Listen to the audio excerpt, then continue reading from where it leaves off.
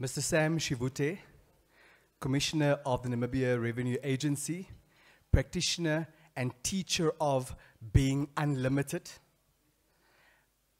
Madam Nangula Wanja, Chief Executive Officer and Chairperson of the Namibia Investment, Promotion and Development Board. Ms. Chantal Hesselman, Country Senior Partner and Tax Leader, PricewaterhouseCoopers, Namibia. Ms. Monique Kluter, Managing Director, Liberty, Namibia. Madam Mercia Gaises, Chief Executive Officer, Standard Bank, Namibia, in absentia. Mr. Albi Botha, Chief Executive Officer at Namibia Media Holdings. Captains of Industry, practitioners of excellence, esteemed members of the media, ladies and gentlemen, a very good morning and a warm welcome to the mid-year budget 2022-2023 review under the theme Reform to Grow. Now, a mid-year budget review, amongst a number of purposes, is geared towards taking stock of to what extent have we been implementing the main budget well, where are the persisting gaps and the loopholes, how do those need to be tightened, what is the way forward for the rest of the financial year in terms of both capital expenditure, but also the management of our operational affairs. We're very happy to have a full house. It's been at least half a minute. So firstly, please give yourselves a huge round of applause for the role that you continue to play.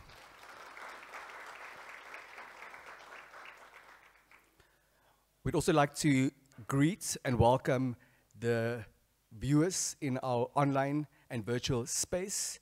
So that does mean is that we need to be mindful of posture, we need to be mindful of the way we eat, the way we conduct ourselves around the table, because this is firstly being live streamed, and that broadcast will be available perhaps for the rest of our natural lives on planet Earth. So just bear that in mind throughout. But certainly because we are all so individually and collectively exhausted after this adventure called 2022, we also want to breathe, we also want to hold space for one another, but we also want to unpack matters that not only concern those in the financial, economic, and business world, or in the policy space for that matter, but the average Namibian whose pocket, whose heart, whose livelihood is affected by these very policy matters. To what extent does it affect them, and how are they able to navigate these murky waters? Without any further ado, I would like to call on Ms. Monique Kluter, Managing Director of Liberty Namibia, for the welcome remarks. Let's please put our hands together and give her a round of applause.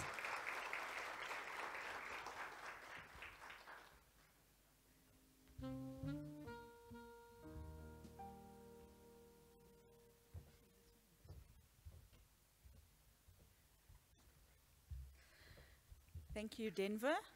I will stand upon the protocol that's already been laid down this morning and say good morning, ladies and gentlemen, and to our viewers.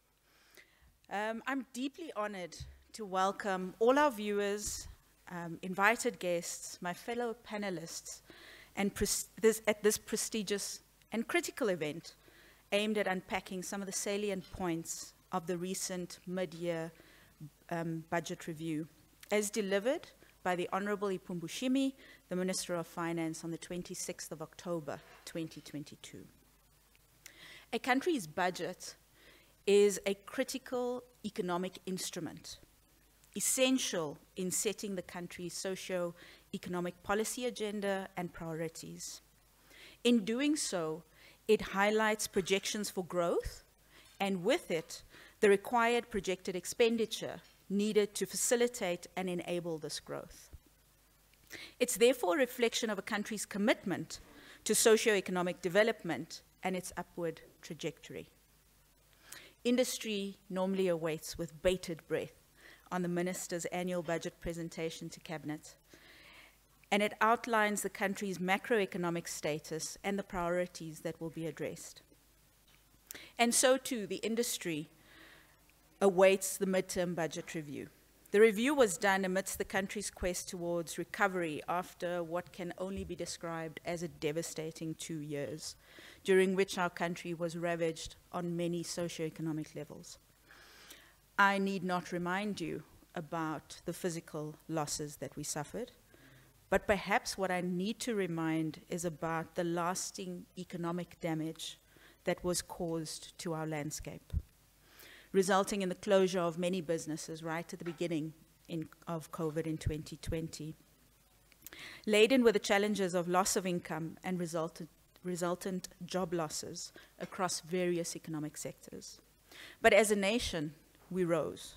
We took a leaf from our president, His Excellency Dr. Hage Geingorb's encouragement that 2021 was the year of resilience, and better yet, 2022 was the year for reimagining. And it challenges us to think anew as a nation about how we move forward with renewed enthusiasm and a different vision. And so I'm similarly encouraged that the midterm review by the Honourable Minister revealed some critical elements of our national budget. Firstly, we had an additional $4 billion in expenditure that was tabled, even though besides that, it's encouraging to note that the revenue is expected to grow by 4.4 billion, driven by some progressive revenue collection measures, which I'm sure the Commissioner will share with us a bit later. It's further notable that savings across the budget amounts to about 387 million, whilst the deficit is expected to be reduced to about 10.6 billion Namibian dollars. How the above impacts us all will hopefully be unpacked during our panel sessions, which we'll host in a little while. Ladies and gentlemen, the African Development Bank projected that the Namibian economy was to grow by some 3.3% this year on the back of steady recovery in financial services, tourism, retail, wholesale trade, and mining industries, combined with an improvement in the regional and global economic environment. The financial services sector, of which we are a part, is a highly liquid environment and provides a large resources pool and has therefore the potential to develop long-term innovative financing instruments to fund national development projects. And that has been budgeted to increase by almost 500 million Namibian dollars at the latest review.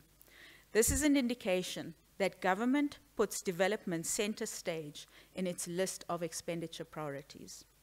But let me allow the other speakers and the panel discussions to drive the discussions around these particular points. I'm sure that the NamRa Commissioner, Mr. Sam Shivute, will provide some critical insight into the performance of his agency in its first year and how it has contributed significantly to the increase in expected revenue and what we can expect going forward. I trust that these discussions will be fruitful and of value, and how we view public spending of this great nation will be addressed. I thank you.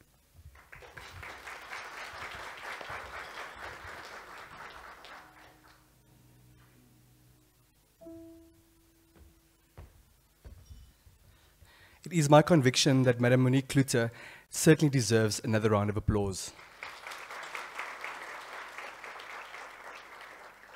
Ever so eloquent, ever so knowledgeable, ever so informative. And we cannot help but agree with her that the midterm budget review was tabled in the National Assembly in pursuit of this quest for recovery from what she said can only be described as a devastating period of 2 years. Ms. Klute, thank you also for leading by example in terms of moving forward with enthusiasm and courage. Let's give her another round of applause, please.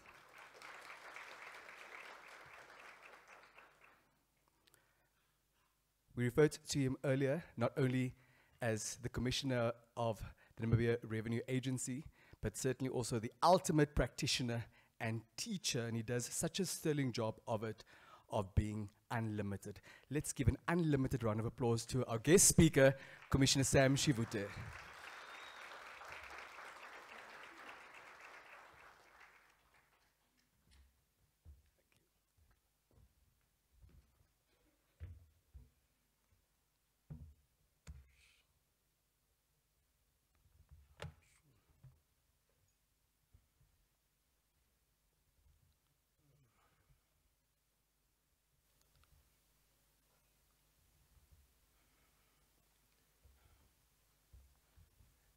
Thank you, Denver Sakisting, for that very kind introduction. And maybe at the beginning, I was also advised at the beginning when I entered here that I must also stand by the protocol observed. And so I will stand by the protocol observed so that we save time.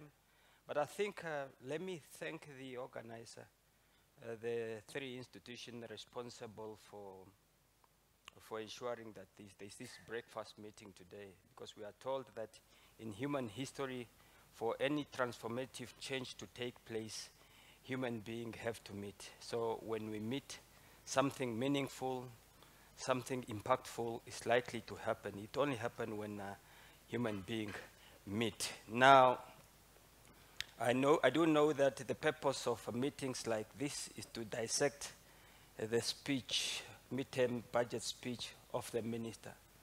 Now, I work with the minister, even though NamRa is an independent, but we work in the same building. And the minister being my boss, of course, we have another boss, my other boss, Stefan, here as well, Stefan Higo, our vice chairperson.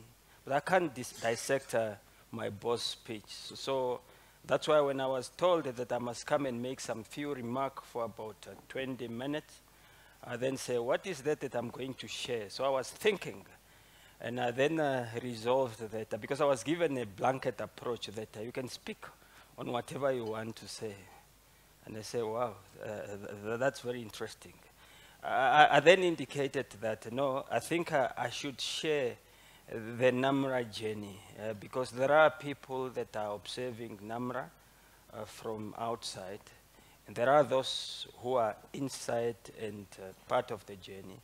And I've just then felt that let me share the NamRa journey, and therefore my talk or remarks this morning is titled The NamRa Journey, Tax Administration Reform to Promote Economic Growth and Prosperity. That is really how I would want to unpack this topic this morning.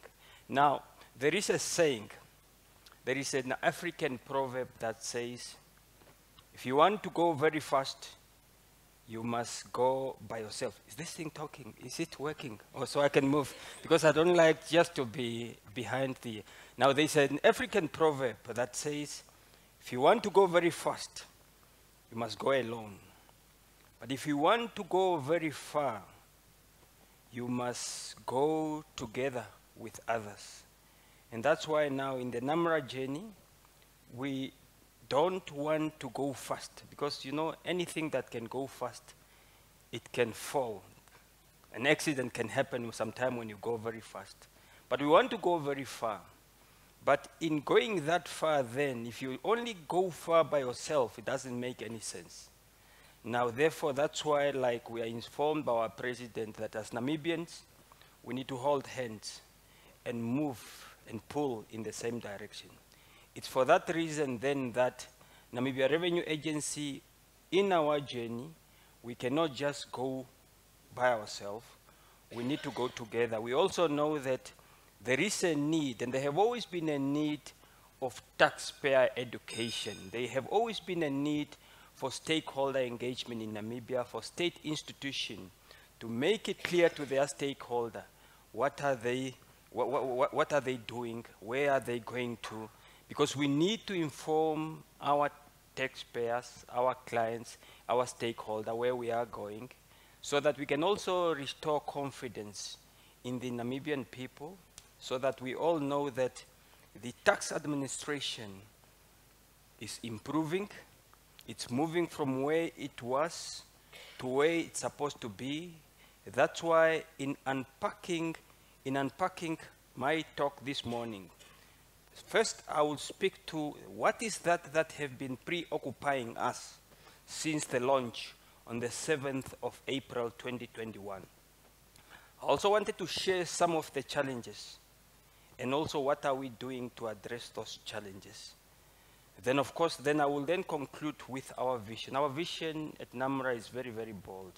And I will unpack that vision and also why we chose that vision and why we meant by that vision of working towards becoming a world-class revenue agency. Now, since the launch of NamRa, but of course I also wanted to, I will speak briefly also on the revenue collected. I know that there were numbers that were given by the minister on the 26th of October 2021. And the good news is that we always produce our revenue performance report on the 7th of each and every month. And just 2 weeks after the minister have delivered, the number have gone up. And we are very, very happy, as I will share with you those numbers as well. Now, what is that we have been preoccupied with since the launch of NamRa?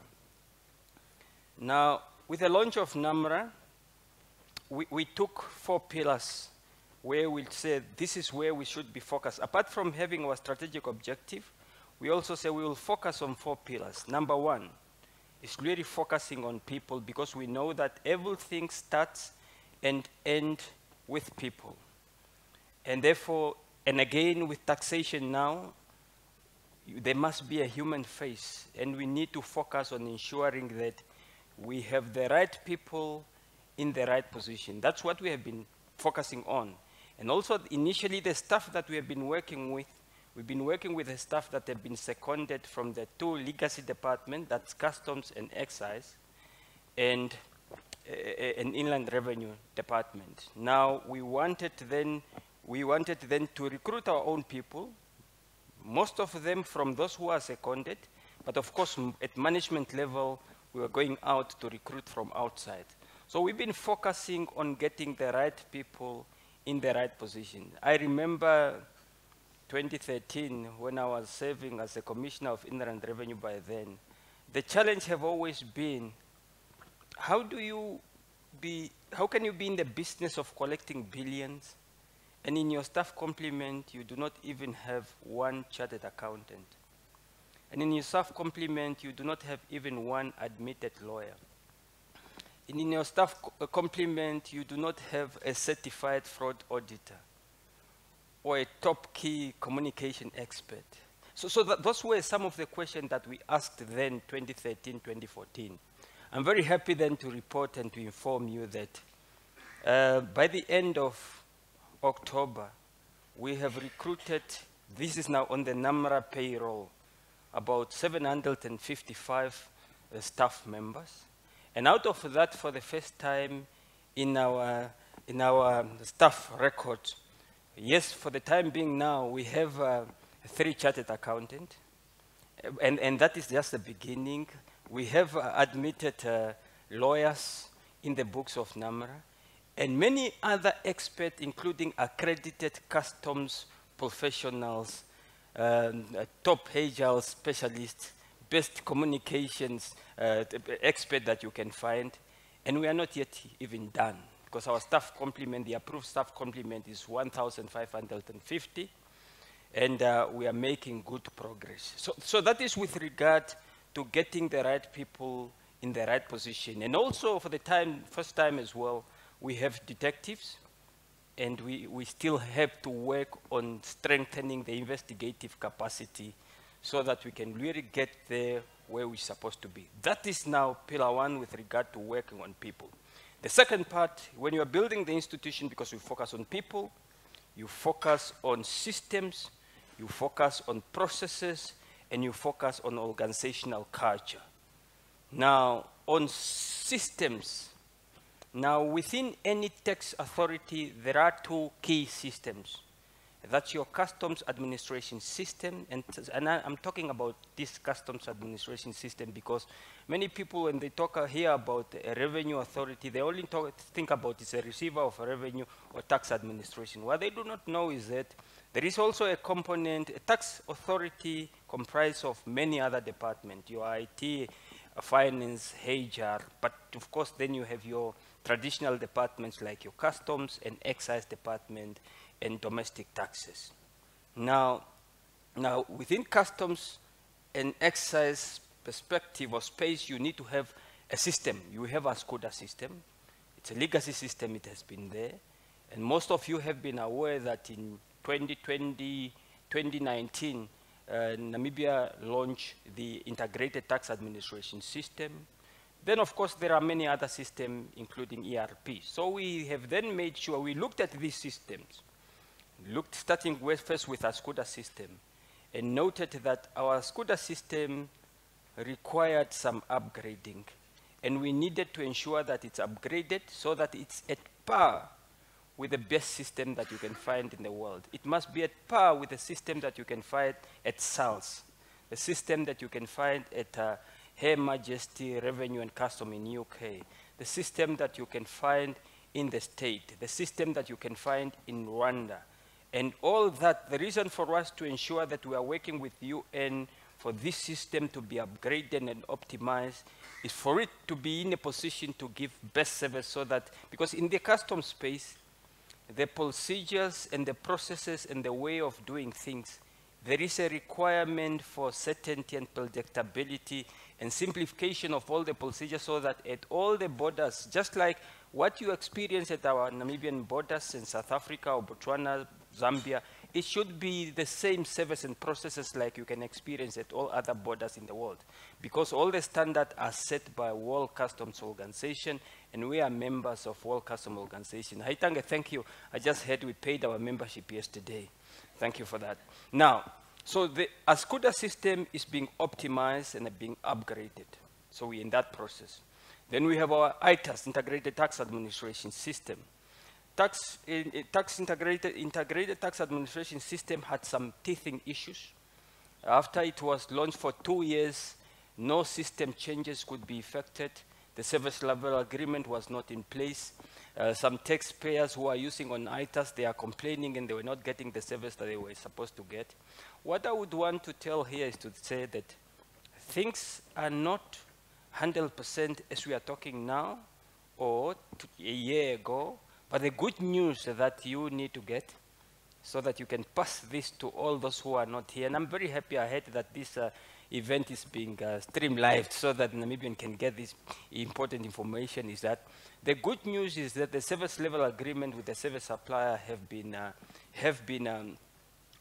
signed, and now all those requests and those changes that the industry, ICANN, and some bookkeepers and accountants have been coming to us and said, we have this and this challenge with the system, they will be addressed. But apart from that as well, for the first time in our structure, last month we also managed to build in the ITAS team, because initially in the initial NamRa structure, there was no provision for the team that should be dedicated in ensuring that the ITAS system is properly managed. Now, if you have a system where you have spent about 200 million, you cannot have that system and let it be just on its own, or maybe just dependent on the colleagues from IT. So we needed to have a team where we have a manager responsible for this system and also custom service. And also now they will also be supporting experts under this manager to make sure that this system provides nothing but the best services. So with regard to the systems, like I told you, a SCUDA system, those the traders and those who are in the business of importing and exporting, and as you may be aware that every goods or products that is imported in Namibia or exported in Namibia, each and every good, it have to be cleared by customs. It have to be declared and cleared by customs. You can just imagine the massive, how powerful, how big that system should be to have all those data, all those records for each and every good that comes into Namibia or goes out. It have to be declared and cleared by customs and excise department. So powerful system. Of course, we have also managed to acquire our ERP system, and of course, having also delivered or developed a digital transformation strategy, because where we're coming from an manual space, but going forward, we need to be digital. We need to be digital literate, but also all our processes that are currently manual, they have to be automated. So with systems, we are very clear. We are optimizing the current system that we are having. Last week, I had part of my management team in Rwanda and in Uganda, just for them to benchmark, because we also want to get additional other systems that we can really use to be able to improve and optimize revenue collection But it's not only about optimizing revenue collection, and I want people to get this message very clear. The reason why NamRa was established was to improve service delivery. It's in law. By law, we are required to improve service delivery, but also to bring about or to provide efficient service to our clients. To you, all of you, the good thing with Namibia Revenue Agency, all of you are our clients, including all those other taxpayers and so on. And even those who are not registered for paying tax here, but they pass straight here, they are our client from a custom perspective. But now we need also then to give you information to know that the future look very bright. The future look very bright for Namibia, because if NamRa win, Namibia win. Now, I have spoken about system, then I want to talk about processes. Now, with processes, what we have done with processes, I don't know whether there are some colleagues here from Deloitte, because 2014, we started with the process re-engineering for ITAS, just for domestic taxes. But now, NamRa, or Namibia Revenue Agency, is not only about domestic taxes, it's about the entire institution. So what we did then now, we needed then, of course, with the help of some of our developmental partners, GIZ, to work on process business re-engineering so that we are very clear about all our processes, cut out all the inefficiency, and work on the to-be processes. I'm very happy to report that the IMF have committed to help us, and 2 weeks ago they were here. Now that we are very clear about the to-be processes, you do not just introduce them. That's why I'm saying you may still be experiencing inefficiency here and there. But the good news is that the number of you experiencing those inefficiency, the number of those days are numbered. Those days are numbered because very soon it will be something of the past. But because you cannot introduce the to-be processes without ensuring that proper change management have been done, and also the staff who will also be operating with those new processes are properly capacitated and training. The fourth one before I move to the challenge is really organizational culture. When we started, before the launch by His Excellency Dr. Hage G. Geingob, the first thing we say first we need to have a vision, which I will conclude with. Then we needed to have our strategic plan, internally developed. We wanted it to be internally developed instead of paying consultants to do it for us. Because we want to develop capacity, because every time if you are dependent on a consultant, you will never develop internal capacity. Then we say we also needed to have the values that guide us. These are very simple values, but at the center of those values is integrity, where we value integrity like nothing else, where we're saying there will be zero tolerance to corruption, where we're saying that we do not want, when the service that we provide to our clients is required by the law, and therefore we're not doing you a favor. Then of course efficiency, agility, diversity, that's part of our value. Then we're also saying that we want then to build an organizational culture that is based on our values. Very simple things. Apart from the value of integrity, simple thing that we need to be very professional. I was in Lagos last week at the African Tax Administration Forum with some of my colleagues. And when we spoke about the values and also professionalism, it starts with simple things, just like even how we show up. When we show up, when we go to a meeting, I met with Johan last month, we need to make sure that we are dressed up, we are prepared, we are able to answer to his question. And I needed my colleagues from NamRa just briefly to stand. If you can just stand briefly.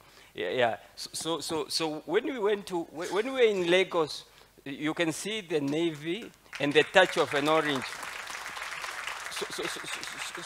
So when we wait, okay, you can sit, colleague. When we're in Lagos, we just realized that out of all the tax authorities, there is no any other tax authority or any institution in this country whereby executive, out of their own pocket, not bought by the institution, They have decided to dress a uniform like you go to school. Huh? But it's not just a normal uniform. The suit must be tailor-made. It must fit very nice, and you must pay it yourself.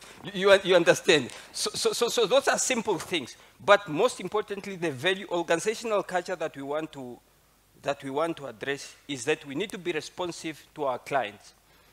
We remember there have been things we are required sometimes to provide tax luring, for example. And there have been tax luring that are taking 6 months or 9 months to be finalized. I think our timeline now, 2 weeks you can get a tax luring, unless if it's very complicated, but 2 weeks you can get a tax luring. But last year during COVID, because remember, all those vaccine and oxygen, when they have to come here, we need to be cleared as well. With Ministry of Health, we're able to provide those tax lurings, some of them within 3 hours. Something that used to take 6 months, it can be, and we have noted it can be done sometime in 3 hours. And that is what was happening. And of course, as a result of that, we were able to get all this oxygen on time, and it saved our lives. It saved many people's lives. And we must know that you may have heard that Katotura Hospital was even one of the most effective hospitals in terms of saving lives. They have saved more lives. You just look at the numbers. And therefore, that was also partly our contribution. So organizational culture, we have developed a service charter. And that service charter, you must be very clear as to how long it will take for your email to be responded, how long it will take to get a tax luring, how long it will take for you to get your tax refund, how long it will take for you to be responded to on any query, and also that we do not show up at a meeting without being super prepared, because we know that proper preparation prevents poor performance. So that's the culture. Just before I conclude, let me briefly share some of the challenge and the observation that we have observed. Now, what are some of the challenges? I have told you that Namibia Revenue Agency is not where it's supposed to be, but it have to work. If it have to work, and it get where we want it to be. The challenges and the inefficiency will still be experienced, but the good news is that, like I say, better days are around the corner. So system, you will still experience some system challenges. Ascuda is still being upgraded, and it will take time. Initially, we were pushing that it must be done in 18 months. UN is saying, no, that process is long. It can take up to 36 months to really bring it to the standard of the American and the British and the South African. And we say, okay, fine. Rome was never built in one day. The integrated tax administration system is a continuous process. There will always be teething issues coming up, and we will continue working on optimizing it. So not everything is where it's supposed to be, but we are aware about that, and we are working to address that so that we give you and every Namibian the best service that they are required. Because in Namibia, there is only one institution that is required by law to improve service delivery. All the other institutions, they give the best and improve service delivery, but there is no legal requirement. We can be sued if we are not giving you the best service delivery. Now, but there are also a number of challenges that we have observed. What are those challenges? Tax morality. Tax morale in Namibia is not where it's supposed to be. Tax compliance, last time, when we check the number, the compliance, and what do we mean by compliance? Checking the compliance rate. You look at the number of those who are supposed to have registered, and they have registered, the submission of returns on time, declaration accurately, declaration and payment, what's supposed to be paid and on time. With that, we could only get up to 57%. But we also know that even those that comply and they are within that 57%, not everyone pay or declare what they're supposed to do. And now we do have, because of our interagency collaboration and so on, we could pick up that not everyone really pay what they're supposed to be paying. So tax morality is something that we need to work on, and also compliance, because enforcement was not where it's supposed to be. Then, of course, you have the issue of undervaluation. the goods and the consignment that are brought into the country, we have noted that goods are not properly declared, truly declared. You have a consignment of 100 million and it's declared at 1 million, so that people pay less customs duty. In custom, there is a three-concept trilogy of customs. They talk about valuation, classification, and rules of origin. So with that, what we have noted is that there's a lot of misclassification and undervaluation. And we have picked it up. So I'm saying this so that those who have been doing this, so that they are aware that we have picked up what they have not been doing, what they have been doing, and it's just a matter of time as we are building capacity. We also did a tax gap. We also did a tax gap to check different level of compliance, and you will find the institution, be it in fishing sector, 30 years in operation, exporting fish on a monthly, quarterly basis, and you have never made a profit, always making losses. We have picked those up. So then not only fishing sector, mining, we are checking on mining, retail, retailing as well, we're checking on the retailing. The challenges of round tripping, where things are brought to Namibia in transit, supposed to be in the warehouse because it have to be taken, or it have to be taken to another markets like Zambia and Angola, and it never goes there. It gets round-tripped. People will work with some corrupt officials. Goods will be sold here. That's why you will find a mini market or a shop selling good at a cheaper price than some of even established shop and so on. I'm saying this deliberately so that people know that we are aware of that. You can't have a country whereby the total revenue collection is funded by individual taxpayer. It's funded by teachers, nurses, and those who get deducted pay as you earn at source. And the number will show that briefly in my conclusion. Then there is an issue of transfer pricing. We all know about transfer pricing. It was launched, the law was passed 2005. Up to today, we do not have a single case of transfer pricing completed or investigated. I'm very happy that we are working together with ATAF, IMF, UN is also prepared to help. We are putting together a very strong transfer pricing unit. I'm also very happy that at least for the first time, we have a transfer pricing specialist. She will be joined by Ada Olivia, and we'll make sure that the team is strengthened so that we do what we're supposed to do. Sure, there's a lot of challenge. Transfer pricing. Then, of course, then you have the issue of illicit financial flow. Most of you who have followed Thabo Mbeki's report, you have heard that 50 billion leave this country through IFF on an annual basis. But we've been talking about this IFF for a long time. The global integrity financial report have been putting this amount up to 100 billions. But what most African countries could not tell you, how much is getting from their country. Now in Namibia, working together with the FIC, Prosecutor General's Office, we were able to do a study supported by UN, and at least now we do know that at a minimum 9 billion Namibian dollar leave this country as a result of IFF. And we also know the industry. We also know the products that are undervalued, our diamonds, our uranium, gold, yes, and many other industries as well where missed trade invoices. So we have, the good news is that we have all these things. Now it's a matter of just getting capacity, and we start doing the proper audit and make those who are supposed to pay. This revenue that Ipumbu is saying, strengthen revenue collection, that is not even 5% of what we have to do to really ensure that revenue collection is strengthened to the best level. Now, I've told you the challenges. Oh, then the last challenge that you need to know as well is fraudulent refunds. To income tax, for income tax, which income tax refund only account for 5% of all the refund that we give. Like for this year, from the beginning of the year to October, we have refunded 4.5 billion Namibian dollars. But now, out of that 4.5 billion, only 5% is from income tax. 95% is VAT.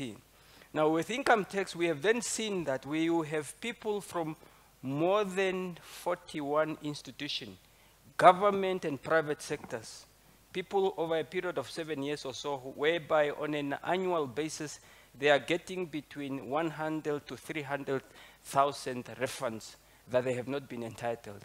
You and I, we are paying. Those who are not even paying, and they are just getting refund they are not entitled to. And we are working on that investigation. We are working on that scam. And that is just on income tax. We are yet to start with VAT. But with VAT, that fraud will be in billions. I can say it without any fear of contradiction. It will be in billions. And therefore, but the good thing is that at least, because you can't manage what you don't know. We know now, we're getting put capacity, and people must just, some people have already started paying. We have sent out a notice to agent, to people in private sector and in government. They are being deducted, and they will feel it, but we will get to that way, because all these people are working. In conclusion, let me just conclude, I'm running out of time. So it's not only about those challenges. I'm happy to inform you that we have then developed an enforcement and compliance strategy. I think it will require another day for a presentation on that. We have also developed our compliance model, where we say our compliance model, first we must educate, like we are educating, this is part of education. Then the second leg is service, must make it easy for people, for taxpayers to comply. And the third part is enforcement. But in some cases, we have already started with enforcement, but we will educate, service, and enforcement. So that is really where we are going. Now, I wanted to briefly show, just to briefly talk about revenue collected until 31st of October. Individual taxpayer, just for this year, 9.4 billion, that make up 27%, that's individual taxpayer. Then of course, company income tax, 4.3 billion, that's 12%. And that is where you have a problem. You can't have, because in that 12%, if you break it down and you look at the diamond contribution, it will give you about 65% of that. So corporate, this thing of forever declaring losses and so on, that thing have to come to an end. The VAT, of course, 8.2 billion, it's 23%. International tax, that's what you get from SACU, 33%, 11.7 billion. And the other taxes, that is now your transfer duty, stamp duty, and so on, 1.6 billion. That's just from the beginning of the year, from the 1st of April to 30th of October. And I'm very happy to say net, minus the 4.5 billion that we have refunded, the net is 35 billion. But also from a tax target perspective, we have hit already 70% within the first 6 months. By the fifth month, we have already collected 50% of that, and that's why Tate Ipumbu came back to us and said, I'm giving you another target, I'm increasing it with 4 billion. And we say we are not worried because, I mean, the work have not yet started, because we do know, and here we know whether the economy grow or not, there's money that already supposed to be paid, and also the leakages. You just close the leakages, you speak to the people, those who can think for themselves and take us very serious, they start doing the right thing and paying the right amount. In conclusion, where are we going? I've told you where we are, what we do know, what people thought we will not know. We are strengthening the capacity to know all those things that has been happening in this country. We're closing the gap, we're closing the leakages, but where we are going, this is our vision, and I'll conclude. Our vision is to be a world-class revenue agency, serving with passion to positively impact the livelihood of every Namibian. There is no doubt whatsoever that we will become world-class. Why? Because we are working with the best in terms of benchmarking, in terms of getting technical capacity. As we stand now, IMF is working they have an unlimited budget to help us develop capacity in all areas of our operation. World Customs Organization, they are working with us. African Tax Administration, who have unlimited number of developmental partners and donors. We are members and they are working with us to help us develop capacity in auditing, in transfer pricing, in leadership, and we are very humbled by that. The GIZ, they are working with us. And last week, while I was in Lagos, the US Treasury came over as well, and the negotiations are going forward. Why are all those developmental partners, including Merinda and Gates, wanting to help Tax Administration Authority in Africa to be the best that they could be? The reason why they are doing that is because for us to deliver on the transformative or promising agenda of UN SDG 2030, the best way of achieving that, and we are only left with 8 years, is to strengthen tax authority, to improve and optimize the revenue collection. And therefore, when you work with the best of the best in the world, and we are ready to learn from our taxpayer and from all the experts within Namibia and also outside, and we are benchmarking, and you serve with passion, when you serve with passion and impact the livelihood of every Namibian, the work that we do, would it not because of the work that we are doing, some people, including our elders who are dependent on social grants, they would be destitute. But as a result of the work that we are doing, which we cannot do without you, we are able to give them dignified life and to make sure that the state is capacitated to deliver on its developmental agenda and public good and service to all the Namibian people. So on that note, I wanted to end here just to really thank PWC and also Liberty, Namibia, Standard Bank, all the organizers. We are very humbled to be invited to share this message, and we thank you for this opportunity. And to all the other taxpayers out there, we are saying our operating model is we will continue educating, we will continue improving our service and make it possible for everyone to comply. But those who are not complying, we are also strengthening our investigative enforcement capability because enforcement is the last part. So on that note, as Namibian, as our president said, let's hold hands, let's pull in the same direction, and remember, it's only us as Namibian, whether in private sector or public sector, that can build this country for the future generation. Nobody can do this for us. And taxation is one of that tool that we can use to help Namibia move forward from where it is to where it's supposed to be. I want to thank you, and once again, thank you very much.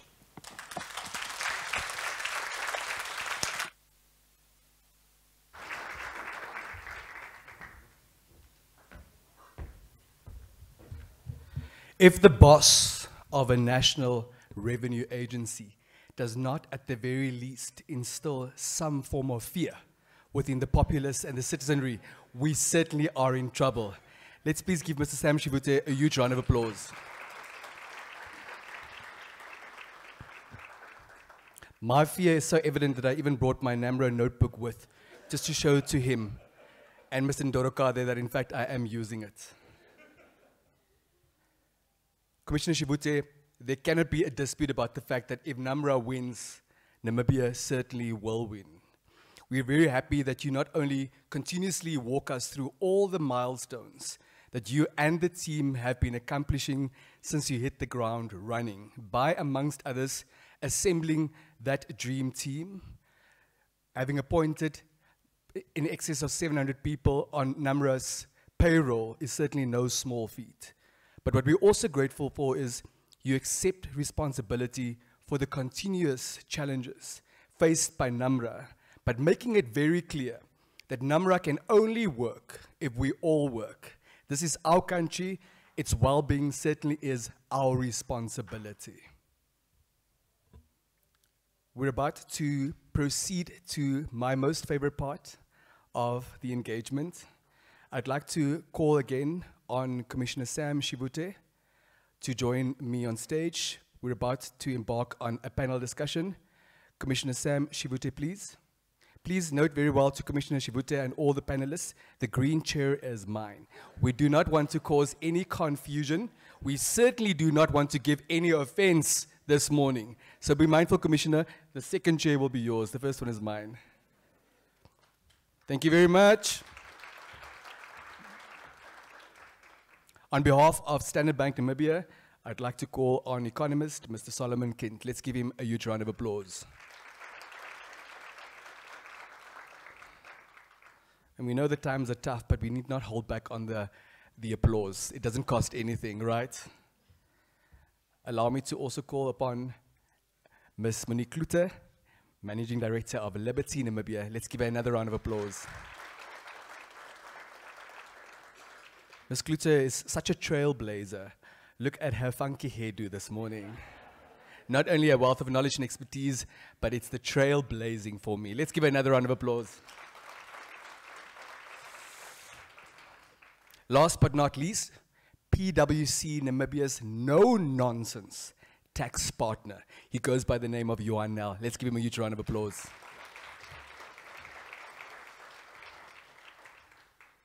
Is that it?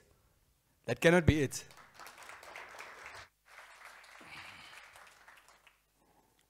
We just need to bear in mind that if we impress Commissioner Shivute, he may be lenient. You know, there are lawful loopholes as well. We can operate within the confines of the law, right, Madam NU, and still use it to our advantage. Not everything is unlawful.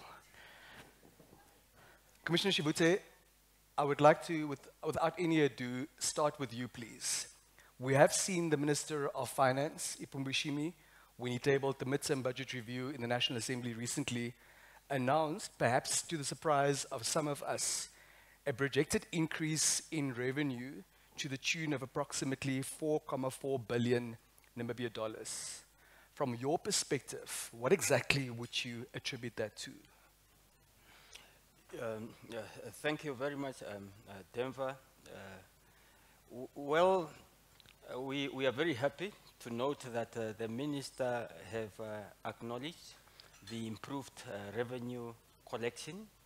But also, even IMF, if one look at the IMF report, the Article 4 report of IMF as well, they have also observed the strengthened or improved revenue collection. What do we attribute that to? Again, as I always say that you cannot manage what you do not know. During that 1 year, we have been observing and trying to know where are the challenges, where are the loopholes, where are the leakages. I told you that with regard to income tax, pay as you earn, for example, and that is one of your biggest contributors to the total revenue collection. There have been a leakage there where people who are, on an annual basis, you know that you are getting between 100 to 300,000 refunds that you are not entitled to. We have observed that, we have closed that gap, and those who have been doing that, they are paying back, and also criminal cases have been registered with the Namibian police. Commissioner, perhaps before we proceed, I think it's important to just park there for a moment. Help us understand what you mean with entities receiving refunds from the authority that are not due to them lawfully. Oh yeah, what we mean by that, from the income tax perspective, those are individuals, that's people like you and myself. You have a situation whereby taxpayer, especially those who are not your higher salary earner, but they are working in government and in private sectors, and what they did is that they then changed their tax status from an individual taxpayer to a provisional taxpayer. And as a result of that, they worked together with some of the bookkeeper and some accountant, and they were then able to claim their farming activity. And some of these people, they've never been to the farm. In their lives. In their farms, and they are creating fictitious invoices and expenditures. And but of course, it's a syndicate because you work with someone within the institution, a bookkeeper and those people, and we are talking about many, many people. The total amount that we have confirmed just from our investigation from March up to end of September, it was already above 70 million. And this is just with income tax. In VAT, there is also refunds that are not supposed to be refunded. Then, of course, we have been, we are only now 19 months in existence. And we have been to almost all the region, maybe except Kunene. We will be going to Kunene very soon. But we've been to all the region. We're speaking to taxpayer. We're telling them, as this is just part of education, and we are going to enforce tax law without fear and favor. And we mean that. And those who thought we were joking and so on, we have invoked Section 91, where we can get to your bank account, you can get your bank out to your employer and say they must pay what's supposed to be paid to the state. And if the bank refuses to do that, then the bank manager will be personally liable to pay that to the state. So, Thank you. so strengthened enforcement, improved enforcement, communication and engagement with stakeholder. The enforcement and compliance strategy will start reaping fruit very soon. So it did not happen by accident, but I give the shout out to the men and women working for Namibian Revenue Agency in all the regions. Men and women not in uniform, but clad in orange ties. Yeah, navy and orange touch. Mr. Shivute, I do not want to belabor the point, but before we proceed, so what I'm hearing from you is that you're attributing this increase in revenue, quite a drastic increase, to strengthened revenue collection, despite you and your team employing very noble efforts and appealing also to the conscience of the Namibian public. What will happen to that projected revenue if the efforts don't yield the results? Which effort are we referring to? The efforts on the part of NamRa to strengthen and enhance revenue collection. Okay. I told you, already on your 6 month, 31st of October, we have already, this is now on the adjusted revenue target, we have already achieved 70%, and we still have 6 months. So, and remember, you will still have bigger company paying December. So we're not even worried about that, because we do know that there's room, there's a lot of money that ought to be paid. So there is no way. I always tell Tata Ipumbu, you give us the target, we deliver. $4.4 billion will be collected. Oh yeah, definitely, with no doubt whatsoever. We'll hold the commissioner to account, right? Yeah. Yeah. That's not the biggest worry to me. Very well, Yeah. very well. We'll get to some of the challenges also in a bit. Mr. Ken, from your perspective, notwithstanding the ambitions relating to revenue collection and notwithstanding the assurance that the Commissioner is providing to us in the presence of those attending the in-person event, but also the large virtual community, there are persisting challenges that could hamper that. Talk to us about what those challenges are. Okay, thank you. So just firstly, looking at the budget at a glance, we do see that the minister has painted a much more optimistic picture than what had originally been envisioned at the start of the year. It's a departure from the conservative approach we have seen since the start of the arrival of the COVID-19 pandemic. And if we look towards the numbers, I mean, if we look across the midterm expenditure framework, we are looking at average growth in revenue of 7.4%, and that is significantly outpacing growth in revenue, which has been growth in expenditure, which has been stated at 2.4% over the MTEF. So this, along with expected stable economic growth going forward, should provide some sort of stability in terms of the balance and realigning the fiscus to where it needs to be. But what we do tend to see from a broader picture, if we look at it from a macroeconomic perspective, is that Namibia continues to have a small open economy that is very susceptible to shocks, no more evidently seen than with the arrival of the COVID-19 pandemic. And essentially any further shocks do place a risk in terms, we do tend to see that the size of what the government does have at its disposal is predominantly determined by the economic performance of the country. So when we look at it from that perspective, external shocks and domestic shocks to the economy do place a risk in terms of achieving the targets set out. But we do also see that NamRa has actually made a difference in terms of revenue collection, and so that does mitigate some of the risks in terms of that. So we're not solely reliant on economic growth in terms of that revenue, in terms of that aspect. But we do also tend to see from a revenue perspective that we are still heavily reliant on traditional sources of revenue, and over time there has been some efforts, but not enough in terms of diversifying our portfolios of revenue in terms of government finances. We are still particularly reliant on mining taxes as well as receipts from SACU. And we have tended to see that recently, SACU transfers have exposed further vulnerabilities in the revenue side of things. And when we do look at it from an expenditure point of view, there is still some issues in terms of budget rigidity, particularly with some expenditure items still taking up a significant portion of the government's operational budget, which means when there is a need for changes in expenditure, we tend to increase our borrowings rather than being able to align. So in that sense, those are some of the things that we do also foresee in terms of the challenges, but we do also then need to note that some of the reforms put in place by the minister have been consistently seen and repeated in some of the budgets, and so implementation of these reforms does tend to take long, and if we're not able to successfully implement these changes, that does also pose a challenge going forward. Very well. Now, hearing you say that what we saw in the midterm budget review recently is, of course, much better than anticipated, especially at the start of the year.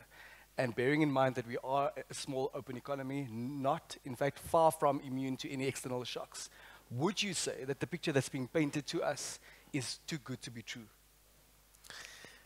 I think just looking at historical evidence, in recent times we have seen that the revenue projections do have a tendency of falling short of what they are envisioned. So there is that risk, definitely.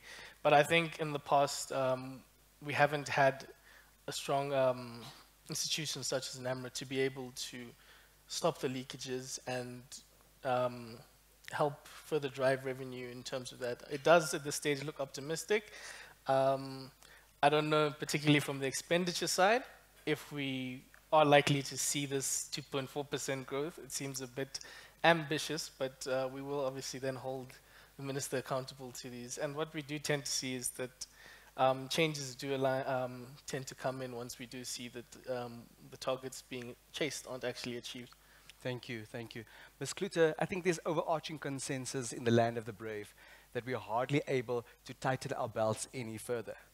I don't know how small that belt needs to become in the end, and for some of us, it is quite challenging in any event. Now, with the increase in the repo rate, the most recent one being announced last week, with the accompanying increase in interest rates, of course, the devastating increase in cost of living, how have you seen those factors impact our local insurance industry? Thanks for that question, Denver. So if we look at, as you've mentioned, inflation is fairly high. We're seeing the interest rates going up. If you look at private sector credit extension, it's sort of fairly flat at the moment. Vehicle sales, which I sort of use as a proxy of what's happening to consumers, is down year on year quite significantly, particularly in passenger and light commercial vehicles. So I think that we're definitely seeing the consumer under quite a bit of pressure. And if you look at insurance, for a lot of people, it's a grudge purchase, right? Who wants to pay for a life cover or for insurance on their vehicles? It's not something that we would automatically want to do. I think particularly for life insurance, it's also seen as probably one of the first things to go if I'm struggling. So we're definitely seeing that type of situation in the industry. Life or life cover, disability, sort of your long-term insurance cover is not tangible, I think, to most people. Short-term cover sort of seems to be something that's more tangible. If I drive out of my garage, somebody can knock into my vehicle, I'm going to need to be able to cover it. But the thought around death is not something that we think about, or being diagnosed with a dread disease is not something that we like to think about. So it's something that is a little bit more intangible and seems to be the first thing that people will give up when they have to make a choice about whether it's milk and bread on the table. So I think that's definitely something we're seeing, particularly in 2020. We saw lapses growing quite significantly with people just, so as a business, we sort of follow up with those customers and ask them, what's going on? And for the bulk, 95% of those customers were saying, I just cannot afford to pay for a funeral cover any longer. In 2021, oddly, was where we saw lapses reducing. And I think people, with the hit of wave 3 of the pandemic, people realized that there was value in this policy that they had, because suddenly we were seeing death all around us. And that definitely drove people to maintain their covers, particularly funeral benefits, was where we saw that. I think a lot of people have also gone the route of saying, can I postpone this for a little while? Can I put it off? And then I'll come back and I'll take out the cover when I need it. But when do we need it? We need it at the event, and nobody can predict that. And oftentimes what happens is I find a hole for the money I was paying for the insurance, and that hole remains. So when can I go back and actually take out this cover? I think one of the other things that impacts that as well is we've become a nation, a world. It's not just Namibia, right? It's global. We've become a people who are about now and not the future necessarily. We've become, we've become a people who are not necessarily savers. If I can buy it now and I can buy it on credit, it gives me immediate satisfaction. So that's what I want. And these things that are potentially going to come in the future are not at the forefront of our minds. So that's definitely a big impact that we're seeing in the insurance space. Thank you very much for that Thanks, perspective. Yeah. Mr. Nel, despite the worsening inflation that Ms. Klute also touched on just now, despite the gloomy global outlook, we have seen the minister announce a decreased budget deficit. Firstly, what do you make of that? And secondly, is that supposed to mean that there is indeed light at the end of the tunnel? Is there hope? You know, we're always optimistic in Namibia. So The land of the brave. The land of the brave, yes. So I think, yes, I think we've had a few discussions now where Mr. Shivute has also said that the increased revenue collection, and I'm fully confident they're going to hit that target, just based on what we see from an industry perspective and how they're questioning taxpayers. So I think definitely rosy in terms of our outlook, in terms of collections. I think the other thing that everybody's talking about is the potential impact of the oil and gas industry and the hydrogen industry. And I think our president is today addressing at COP27. Maybe you've watched these tweets or something. I haven't seen anything yet.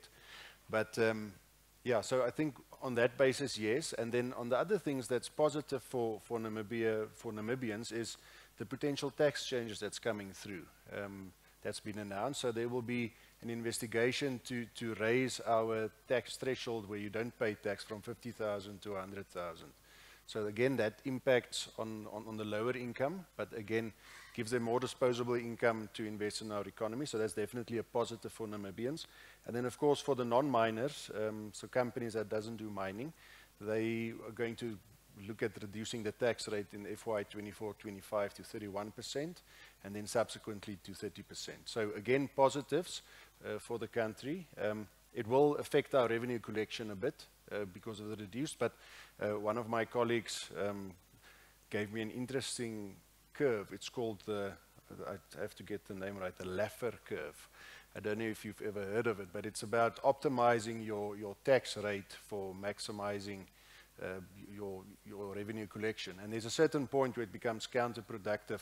The more you increase it, the less revenue you'll collect. And by reducing this corporate tax rate, I feel that maybe we're going to get more entities setting up business, hopefully, in this country. And luckily, Ms. Johanja is here to help us with getting that investment into the country. And then that evidently leads to more tax revenue. And people often think about tax revenue as, yes, the company should make profits. But the moment you set up business here, even if they pay little to no income tax, there's still people they employ. Those employees have got, as you've seen, a significant amount of tax gets collected from individuals. So yes, then, sorry, in short, definitely something that I feel positive about. Thank you for that perspective. In the interest of time, I would like to appeal to all of us to just try and not only tighten our belts, but also tighten our hold on time. I know it's a tall order. I know these are matters that need to be exhausted fully, but the resource of time is also a precious one, and certainly its use and its optimal use also impacts the economy, because we'd also like to give members of the floor an opportunity to ask one or two questions. Commissioner Shivute, Madam Wanja and her team have been hard at work to secure foreign direct investment. She always says it's not only the responsibility of Nangula Wanja or that of the NIPDB, it's the responsibility of every single Namibian. But what we have seen is concern being expressed intermittently about policy certainty from the perspective of NamRa, specifically in as far as it relates to customs. Are we going to witness policy reform to make it more attractive for our investors? Very briefly, please. Thank you, Denver. At NamRa, we do believe in inter-agency cooperation. We don't believe in working in silos, and with Ms. Wanja, we have been collaborating and working together. So from a customs perspective, like I said, now you spoke about reform. Now, NamRa is not allowed to engage into discussion of tax policy. We deal with tax administration, and we are told stay away from tax policy discussion. However, I'm very happy to inform all the possible investors that we are adopting what is called a custom modernization program. That's why we're having programs like advanced luring. We just launched it with the Secretary General of WCO in July, whereby before you even import or export your goods, you can get a ruling from us. We have introduced a program called Authorized Economic Operators, whereby those who have been risk assessed and are approved by NamRa, they will get special treatment at the border and so on, not subjected to many customs control and inspection and so on. And that gives them competitive advantage to, as opposed to those who are not compliant. We are introducing the SADC e-certificate for the rules of origin. In the past, it used to be manual, but now for goods that have been imported and people want to determine the origin, whether it was from Namibia, you can get it online and so on. So I think what we are doing, and what investors need to know is that we are adopting a custom modernized program, the best service that they can get in UK, in US, in Rwanda, in South Africa. They will get it here and they will be able to predict, because our processes will be simplified, predictable, and certainty, because we are not working according to Namibian standard, but according to the standard developed by the World Customs Organization. Thank you, sir. Madam Wanja, does that make you happy? Very well. Mr. Kint, we have seen thus far this year downgradings by ratings agency, both Moody's as well as Fitch. For the rest of the MTIF, what does the situation look like? So I think just if we look back all the way up until around 2016, we've been in a low economic growth environment with a similarly slow growth rate in terms of revenue, and we have seen a rapid increase in debt as well as a rise in our deficit metrics. And I mean, if we do just, if we look at it from a statistical point of view, in the last 6 years, our debt to GDP ratio has increased by over 25 percentage points, which is particularly alarming. And so the main rationale behind these ratings downgrades has stemmed from this rapid accumulation in debt, which has weakened our shock absorption capacity and has exposed us to deteriorating both domestic and external funding conditions.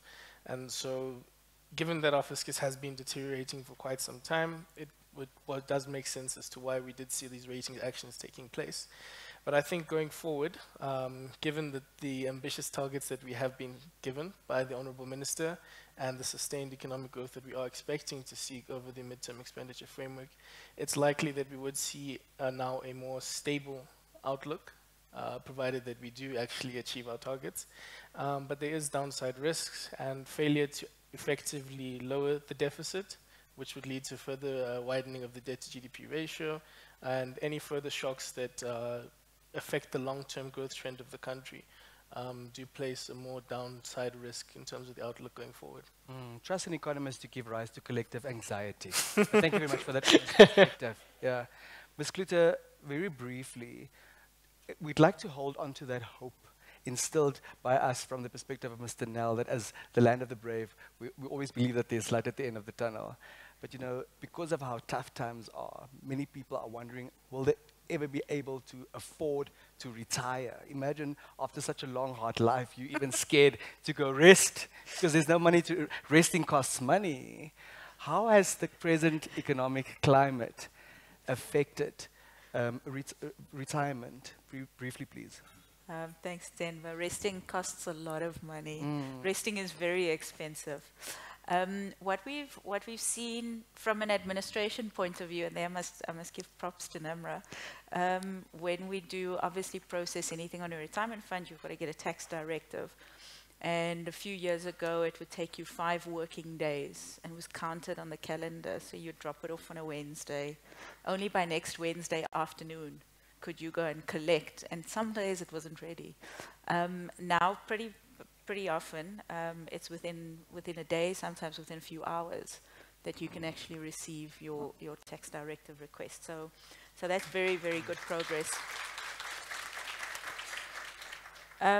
Again, Denver, I think as an overall pensions industry, we've got to think very hard about whether I've been in the industry since '99, right? And obviously you grow up in the industry and there's a story to tell about how retirement works and what we're trying to achieve. But I think we've got to take a very hard look at the industry and say, does this really serve the purpose of a Namibian? Does our traditional, perhaps first world view of the pensions industry, does it serve what our nation requires? Resting doesn't happen. A lot of people say when they're young, like us, Denver, then we say we want to retire early. But once you get there, you actually realize how expensive resting has become. A lot of people with the current economic environment are trying to get their hands on cash and looking at the short term. So in cashing benefits, people moving around forms a big portion of benefit payments. If you look at or sort of the average across Namibia, about 90% of benefit payments that are happening in our system are people just moving around from employer to employer and then cashing those benefits. There's very few people that are preserving money, probably in the region of about 10%. Sure. Only. On an annual basis, about 3% of benefits are paid out in respect of a death benefit. We obviously saw that pick up in 2021, and then only 7% of benefit payments on average are for people who actually reach retirement age and use the fund for its purpose.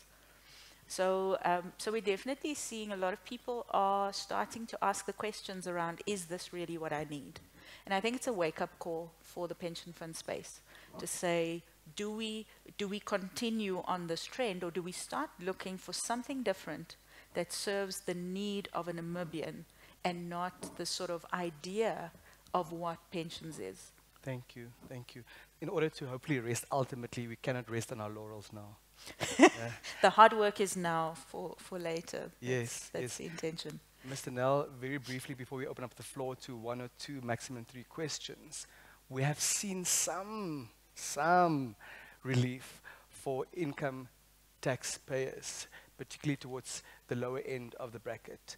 But help us understand the context thereof if we were to compare it with a jurisdiction like neighboring South Africa. What does that look like?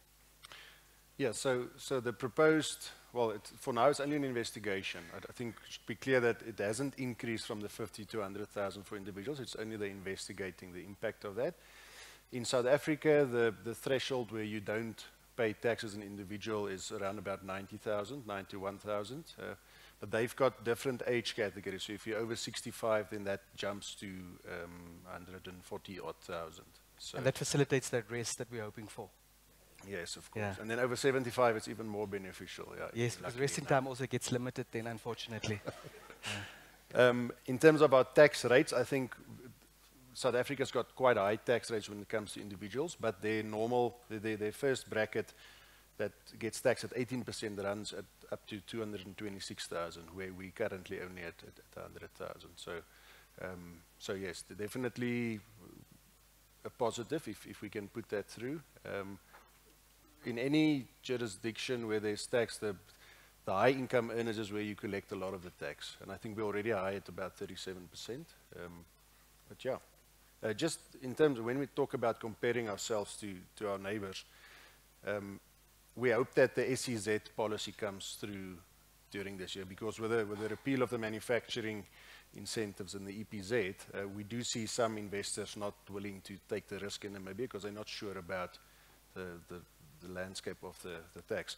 Botswana, on the other hand, has a tax rate of 22%, and they offer very favorable investment for certain projects in agricultural, mining, and tourism, where you can get between a 5 and a 10% tax rate.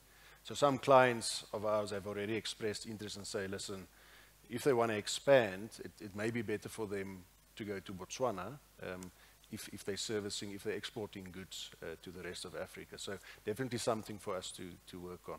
Thank you. Am I inferring correctly in your capacity as the no-nonsense PWC tax partner that you are in favor of increasing the tax threshold from 50,000 to 100,000? Yes or no? No comment today. Very well, very well. Nice try, but yeah. I won't stop trying. Any question from the floor to the esteemed panelists?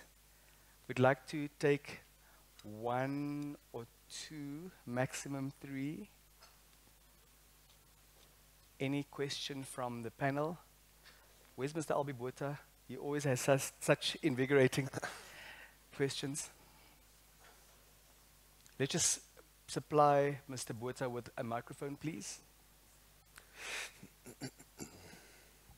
So the elephant in the room every year is called SACU revenue.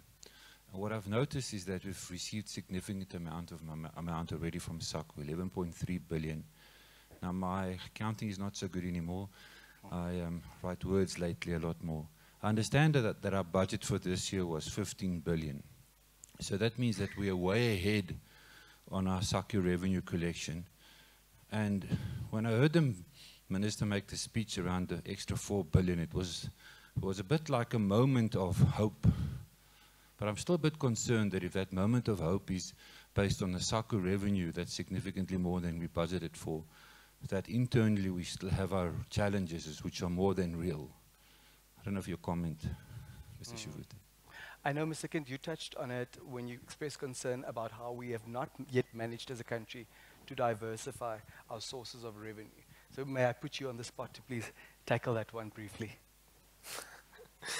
I feel it should probably be directed to NamRa, but I will try my best to try and do it in the sense.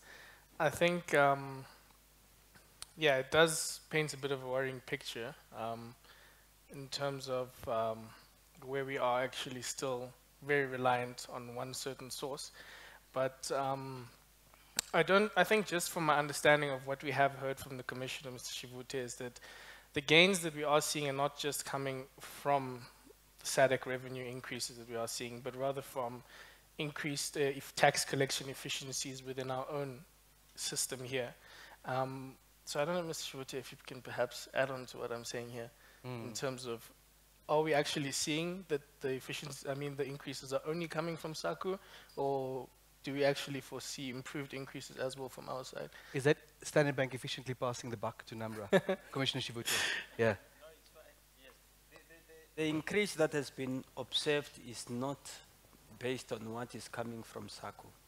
Yes, of course, we got 33% by end of October from SACU, but the increase that has been observed is not necessarily from SACU, but mostly from your income tax, from your individual taxpayers, and also VAT, but also even on the corporate income tax as well, especially from diamond as well. There is increased revenue to be collected this year as well. The receipt from SACU, unfortunately, we do not have control over it. That one we do not have control over it, and we will not even put our focus to say that we bet on it. Yeah. Very well. I think we can allow for another question. Can allow for one more question. Philippus, do you perhaps have a question? Philippus is happy. Can we allow for another question? Are we intimidated by the presence of the Commissioner? No. We shouldn't be. We shouldn't be. Shall we close this chapter? Shall we forever hold our peace? and pay our taxes. Mr. Gertz, do you perhaps have a question? Not at this particular moment. Very well. Question. It depends what the question is. Question would be to Mr. Shivute. Yeah. Commissioner, you have every right to refute. Please to respond. Okay. So I think in your address you spoke about the influence of becoming more digital and looking at more, better ways to work and more efficient. Is there any potential outlook for taxpayers to be classified on a risk basis? I mean, if you've got a big bank that pays an enormous amount of tax and very seldom end up making mistakes, is it fair to say that they are lower risk than maybe a startup business that's trying to just get enough cash to pay salaries?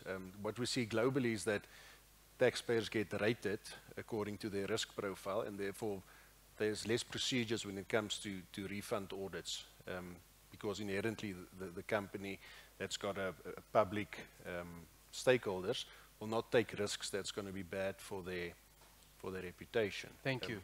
Thank you so much. Yes, Commissioner.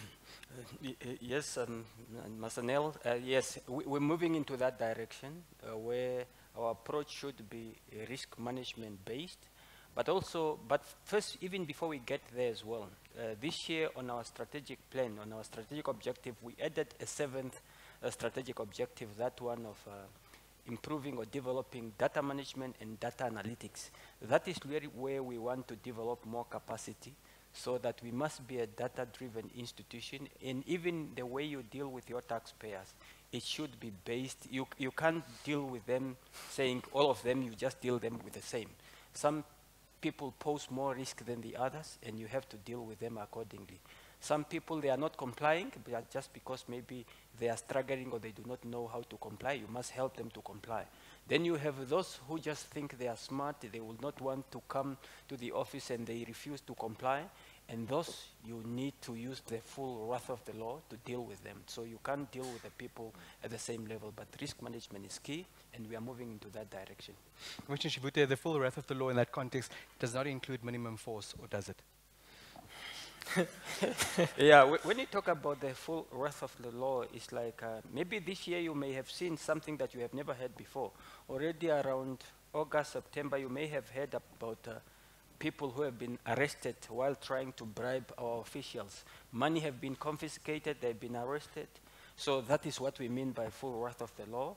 But also those who have been stealing from government, committing fraud in the name of, for example, you are making millions and millions, but you are forever submitting nil returns.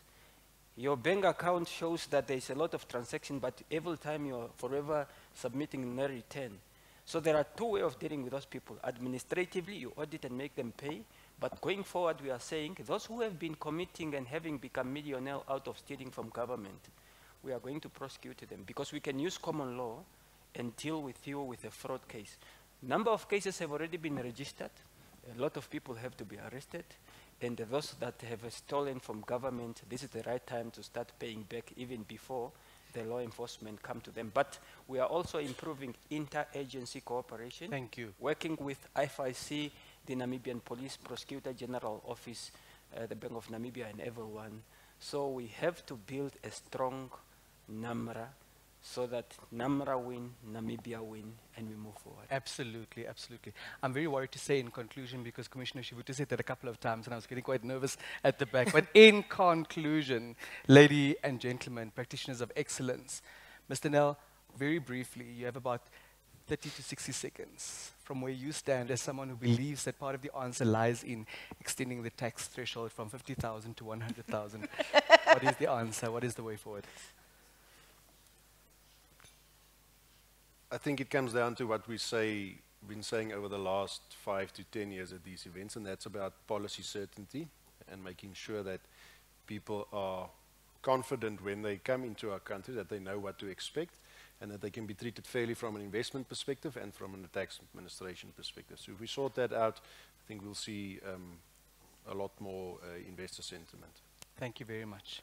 Madam Kluter, is it also your conviction that there's light at the end of this tunnel? Yes, Denver. I think I agree with Johan. If we can ensure that our collections are working well, That's the biggest area of revenue for our country. So I think if we can get that sorted and some of the expenses sorted out as well, then we should be heading in the right direction. Yes, agreed. Thank you so much. Ms. Kind, we're going to put a hypothesis to the test that an economist also has the capacity to instill some hope in 30 to 60 seconds. The floor is yours, sir. Okay, so definitely I think what we are seeing is a stabilization of the ship at this point in time. If we look at the economic context from a domestic point of view, we do see the long growth over the midterm, the trend being higher than what we had seen pre-pandemic. So in that sense, there is definitely light at the end of the tunnel. I do believe that materially we are on the right path, but it's all about being able to successfully implement the reforms that have been put in place and being able to mitigate against the risks that we do see coming up in the future. Thank you. Commissioner Shivute, you have the final word this morning. Thank you, Denver. In conclusion, maybe just to express once again our appreciation to the organizer of this wonderful event, then to thank all my colleagues at NamRa who make things happen, and also to thank our leaders, our minister and the president for political support, because with political support you will not be able to deliver on this mandate. But also for us to know that let's get our houses in order. Let's remember that it pays to pay your taxes. Let's be tax compliant. Let's try to be inspired by this African saying, concept of Umuntu, Kubuntu, Gabantu. We are because of other, and therefore when we pay our tax, we are being of service to humanity and being of service to those people who may not be in a position to help themselves. It's the right thing to pay tax for capacitating our state to be able to provide public good and services to the Namibian people. And just for us to know that looking at the outlook, a better future is around the corner and we have to be positive. Commissioner Shivute Tapandula Unene. Thank you. Yeah. Ladies and gentlemen, thank you very much for your time. Thank you for sharing your expertise so generously and altruistically. Let's give them a round of applause, please.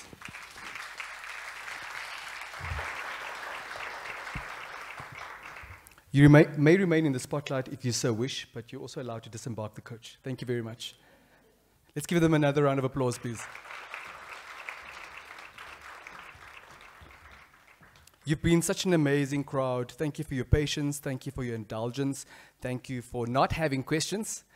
I'm sure there's a lot of work waiting for you at the office, so we did not want to delay it any further. Without any ado, I'd like to call on Madam Gabby Horn, Head of Client Coverage at Standard Bank Corporate and Investment Banking, for the vote of thanks. Let's put our hands together for her.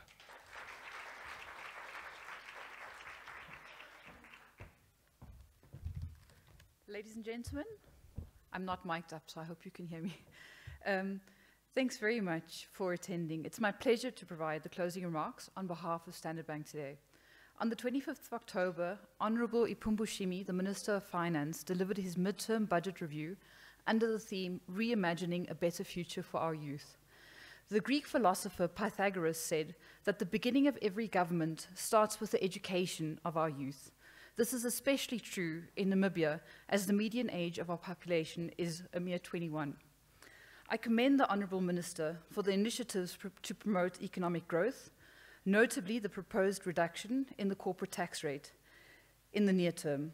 The streamlining of tax administration, as so eloquently outlined by Mr. Sam Shivute, further adds to fostering ever-improving relationships between the public and private sectors. It is our joint responsibility to make a better future for our youth, despite stark local and global economic and political realities that we're all facing. Namibia is our home, and it is our duty and honor to drive her growth. I would like to thank our keynote speaker, Mr. Shivute, for his insightful address, and I'd like to thank our panelists for the very fruitful dialogue. Thank you to our partners, PricewaterhouseCoopers, Liberty Namibia, and our media partner, Namibia Media Holdings, for collaborating and hosting the Namibia Mid-Year Budget Review. To Denver Kisting, our Master of Ceremonies, you have an unparalleled skill in keeping the agenda running sort of on schedule, keeping the audience engaged, and making speakers feel very special with multiple rounds of applause. Thank you. I actually want a big round of applause for Denver for a change.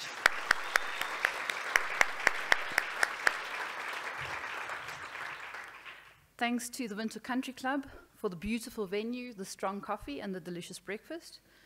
Most importantly, a big thank you to our audience for your patience and for your engaging questions, the one or two that there were. This event wouldn't have been a success without your presence here. We really do appreciate that. In these extraordinary times, we have a momentous opportunity to effect real change in the generations that follow us. At Standard Bank, we firmly believe that it can be if we work together. Thank you.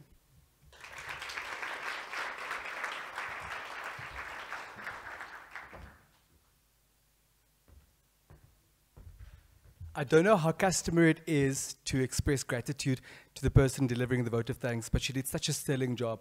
Let's say thank you to her, and let's also give her a big round of applause.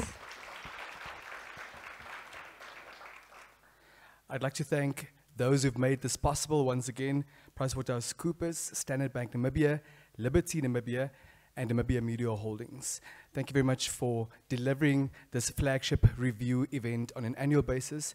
Without you and your expertise, the average Namibian would not have access to this avalanche of information, but help receive it in a way that they can understand it, that they can internalize it, and that they can accept responsibility for their contribution to making NamRa great on the one hand, and ultimately also making Namibia great. We've come to the end of this event. We'd also like to thank those who've tuned in virtually, also to those who will watch this at a later stage and continue to share it. Thank you very much. Give yourselves a huge round of applause. Goodbye.